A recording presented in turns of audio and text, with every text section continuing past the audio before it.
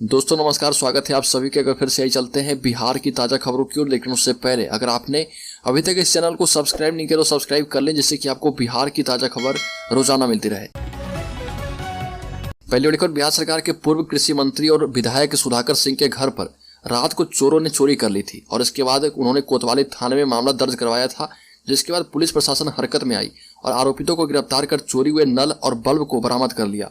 वहीं अब इस मामले में कोतवाली थाना की पुलिस ने चोरों को बुद्धा कॉलोनी थाना क्षेत्र से गिरफ्तार किया है। थानेदार सुजीत कुमार ने बताया कि सीसीटीवी फुटेज के आधार पर चोरों की पहचान कर उनकी गिरफ्तारी की गई है और इसमें गिरफ्तार चोर प्रिंस मिश्रा मूल रूप से सीतामढ़ी के रिंग थाना क्षेत्र के मकसूनपुर का रहने वाला है। प्रिंस कुमार अभी बुद्धा कॉलोनी थाना क्षेत्र के उत्तरी मंदिर स्थित काठपुल में रहता है और पुलिस ने इस मामले में धीरज यादव को भी गिरफ्तार किया है। और बिहार सरकार के भवन निर्माण मंत्री अशोक चौधरी शेखपुरा पहुंचे, जहां पर उन्होंने संबोधन के दौरान अपनी ही पार्टी के एमएलए पर जमकर भड़ास निकाली और पार्टी के स्थानीय विधायक सुदर्शन कुमार पर आरोप लगाया कि पिछले 7 वर्षों में उनके सहयोगी और समर्थक पूरी तरह से असहज महसूस कर रहे। हमारे लोगों को सम्मान मिलने में कठिनाई हो रही है, उनका मनोबल टूट रहा। भवन निर्माण मंत्री अशोक चौधरी ने सुदर्शन विधायक को कहा कि उनके सहयोगी और समर्थक अपने आप को असहज महसूस कर रहे। पार्टी के लिए जिन लोगों ने मेहनत किया और उन्हें विधायक बनाया है, उन्हें उस स्तर का सम्मान नहीं मिल रहा। वो सभी ठगे हुए और अलग थलग महसूस कर रहे। अलखर जेडीयू नीतीश और जेडीयू उपेंद्र कुशवाहा ने अलग अलग मनाई शहीद जगदेव जयंती। प्रदेश अध्यक्ष के मना करने के बावजूद किया आयोजन। कुशवाहा ने कहा कि अति पिछड़ा समाज को उचित हिस्सेदारी मिलनी चाहिए। उपेंद्र कुशवाहा ने कहा कि आज जो 10% को शोषक बताया जा रहा, पिछले 32 सालों से कौन शोषक बना हुआ है? एक ही परिवार के लोग सत्ता में हैं, वही शोषक हैं। उपेंद्र कुशवाहा ने कहा कि उस समय के बात अलग थे। उस समय जगदेव बाबू ने कहा था कि वो वक्त दूसरा था और आज वक्त दूसरा है। राजद ने कभी किसी की चिंता नहीं की। मेरी पार्टी कमजोर हो रही है। जिन्होंने नीतीश कुमार को मजबूत बनाया, आज वो सहमे हुए हैं। अलखर राज्य के मुख्यमंत्री नीतीश कुमार ने कहा कि केंद्र लोगों के हित में कोई काम नहीं कर रहा। बिहार के लिए बजट में कुछ भी नहीं है। हम लोगों की डिमांड को भी नहीं माना गया। मनरेगा काफी पुरानी योजना है, पर केंद्रीय बजट में मनरेगा की राशि पिछले वर्ष के 73,000 करोड़ के मुकाबले घटाकर 60,000 करोड़ और प्रधानमंत्री किसान सम्मान निधि को 68,000 करोड़ रुपए से घटाकर 60,000 करोड़ रुपए कर दी गई है। वहीं बिहार को बहुत कुछ मिलने के भाजपा नेता सुशील कुमार मोदी के बयान पर मुख्यमंत्री ने कहा कि उनके बोलने का कोई अर्थ नहीं है। बिहार बोर्ड का सख्त फैसला, इन छात्रों का रिजल्ट हो सकता है रद्द। इंटर मैट्रिक परीक्षा फॉर्म की होगी जांच। बिहार बोर्ड मैट्रिक एवं इंटर की परीक्षा एवं रजिस्ट्रेशन फॉर्म में आधार नंबर दर्ज नहीं करने वाले छात्रों पर बिहार बोर्ड कार्रवाई करेगा। जांच के दौरान अगर यह पता चला कि आधार नंबर होने के बावजूद उसे फॉर्म पर दर्ज नहीं किया गया, तो संबंधित छात्र को परीक्षा से निष्कासित कर दिया जाएगा और यह भी हो सकता है कि रिजल्ट ही रद्द कर दिया जाए। अभी बिहार बोर्ड के द्वारा परीक्षा फॉर्म और रजिस्ट्रेशन की जांच की जा रही है। बिहार बोर्ड ने रजिस्ट्रेशन और परीक्षा फॉर्म भरवाने के समय एक शपथ पत्र भी छात्रों से भरवाया है, जिसमें छात्र ने इस बात को स्वीकार किया है कि उसके पास आधार नंबर नहीं है। अलखर राज्य में 7808 पुलिसकर्मियों की बहाली प्रक्रिया शुरू। डायल 112 के लिए हो रही है बहाली। आपको बता दें कि राज्य में 7808 पुलिसकर्मियों की बहाली प्रक्रिया शुरू हो गई है और सभी कर्मियों की बहाली डायल 112 के लिए हो रही है। इसमें इंस्पेक्टर, एएसआई और सिपाही के पद पर नियुक्ति होगी। राज्य में तेजस्वी यादव के द्वारा किए गए 10 लाख नौकरी के वादे को लेकर राज्य सरकार काफी गंभीर है और राज्य में लगातार पुलिसकर्मियों की बहाली को लेकर एक बार फिर से फैसला किया गया है और 7808 पुलिसकर्मियों की बहाली के लिए फिर से प्रक्रिया शुरू कर दी गई है। 7808 पुलिसकर्मियों की जो बहाली होगी, उन्हें 112 नंबर में भेजा जाएगा।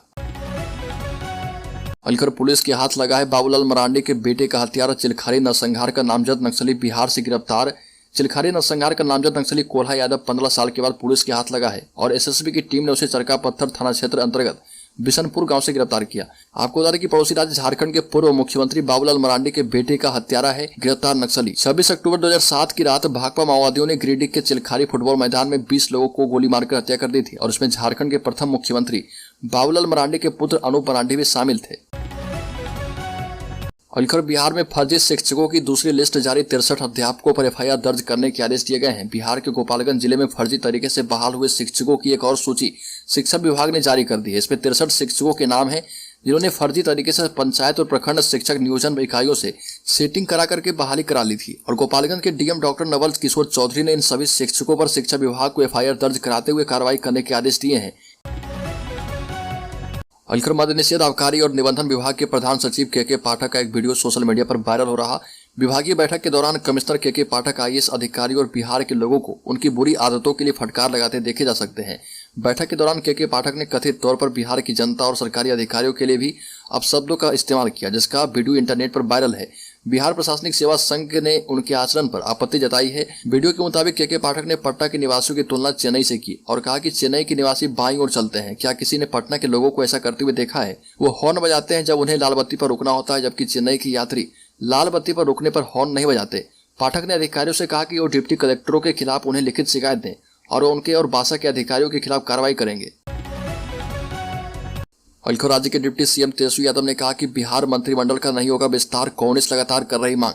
बिहार में पिछले कुछ दिनों से कैबिनेट में विस्तार की चर्चा हो रही थी। उपेंद्र कुशवाहा को डिप्टी सीएम बनाने की भी चर्चा हो रही थी। वहीं बिहार के मुख्यमंत्री नीतीश कुमार ने साफ कर दिया कि जेडीयू की तरफ से कैबिनेट विस्तार से कोई शामिल नहीं होगा। हालांकि बिहार के उप मुख्यमंत्री तेजस्वी यादव ने भी कह दिया कि अभी कोई कैबिनेट विस्तार नहीं होने वाला। कैबिनेट विस्तार में कांग्रेस की मांगों को लेकर अभी कोई विचार नहीं किया गया है। बिहार में सरकारी नौकरी और वर्दी की शौक रखने वाले युवाओं के लिए बड़ी खुशखबरी है। राज्य में आगामी कुछ महीनों से 78 वार्ड पुलिसकर्मियों की बहाली होने वाली है और यह बहाली डायल 112 के लिए होगी। दरअसल बिहार पुलिस मुख्यालय ने emergency response support system ERSS यानी डायल 112 को लेकर पहले चरण में बहाल होने वाले पुलिस एवं गैर पुलिस संवर्ग के 78 वार्ड पदों को लेकर अब पदों का बंटवारा कर विस्तृत कार्य योजना तैयार कर ली है। इस तैयार प्लान के मुताबिक सबसे अधिक 5856 पदों पर सिपाही एवं चालक सिपाही की बहाली होगी। इसके अलावा 159 पदों पर इंस्पेक्टर, 887 पदों पर ASI और 594 पदों पर ASI तैनात किए जाएंगे। जेडीयू के कर्पूरी सभागार में शहीद जगदेव की जयंती मनाई गई। जदयू नेताओं ने उपेंद्र कुशवाहा पर जमकर निशाना साधा। जदयू के प्रदेश अध्यक्ष ने कहा कि हमें बरगलाने की, भटकाने की, भ्रमित करने की कई कोशिशें होंगी, लेकिन हम लोगों को सावधान रहना है और चट्टानी एकता के साथ अपने नेता का हाथ मजबूत करना है। बिहार की राजधानी पटना के कर्पूरी सभागार में संबोधित करते हुए जदयू प्रदेश अध्यक्ष उमेश कुशवाहा ने कहा कि जगदेव बाबू शुरू से ही शोषितों, पिछड़ों, दलितों और वंचितों के लिए लड़ाई लड़ते रहे। मात्र 52 वर्ष की अल्पायु में उनके द्वारा स्थापित आदर्श, उनकी सोच और उनके आदर्श हम सबके लिए प्रेरणा स्रोत है। डॉक्टर राम मनोहर लोहिया ने पिछड़ा भावे 100 में 60 का नारा बुलंद किया था। जगदीश बाबू ने उसे विस्तार देते हुए 50 साल पहले 100 में 90 शोषित है, शोषितों ने ललकारा है, धन, धरती और राजपाट में 90 भाग हमारा है का नारा दिया है, जो कि बिहार की राजनीति का केंद्र बिंदु बन गया था। राज्य के पटना जिले में अब स्वास्थ्य के क्षेत्र में नई दवा पर हो रहे शोध और नई बीमारियों के इलाज में हो रहे क्लिनिकल शोध की कवायद शुरू हो गई है। नई तरह का शोध शहर के RMRI Rajendra memorial research institute एवं NMCH नालंदा मेडिकल कॉलेज और अस्पताल के डॉक्टर और वैज्ञानिक मिलकर करेंगे। दोनों संस्थानों के बीच समझौते के बाद MOU पर साइन हो चुका है। इसके तहत अब यहाँ के डॉक्टर किसी भी रिसर्च की गई दवा का मरीजों पर क्लिनिकल ट्रायल कर पाएंगे और इसके लिए NMCH में भर्ती मरीजों को शामिल किया जाएगा। डॉक्टर रिसर्च सेंटर के वैज्ञानिकों के साथ मिलकर वहाँ के उच्च तकनीक के लैब की मदद से शोध करेंगे। उपेंद्र कुशवाहा का राजद जदयू नेतृत्व पर कटाक्ष बोले, शोषित वही है, शोषक सिर्फ बदल गए। जदयू संसदीय बोर्ड के अध्यक्ष उपेंद्र कुशवाहा ने राजद की ओर से छिड़ी बहस 100 में 90 शोषित है, 90 भाग हमारा है को नया मोड़ दे दिया है। कुशवाहा ने कहा कि बेशक 10% लोग आज भी शोषक हैं, पिछले 35 वर्षों में शोषक बदल गए और शोषण जारी है। कुशवाहा का इशारा राजद अध्यक्ष लालू प्रसाद और मुख्यमंत्री नीतीश कुमार की ओर था। ये भी कहा कि सत्ता में बदलाव हुआ मगर उसका लाभ अति पिछड़ों, अनुसूचित जनजातियों और गरीबों को नहीं मिला। 15 साल तक सत्ता एक परिवार यानी कि लालू प्रसाद का परिवार में सिमटा रहा, फिर परिवर्तन हुआ तो नीतीश कुमार के हाथ में आ गई। राजद जदयू के बीच कथित डील की चर्चा करते हुए उपेंद्र कुशवाहा ने कहा कि आज फिर उसी परिवार को सत्ता सौंपने की तैयारी चल रही है। हमारी चिंता यही है कि लोग अंधकार में हैं।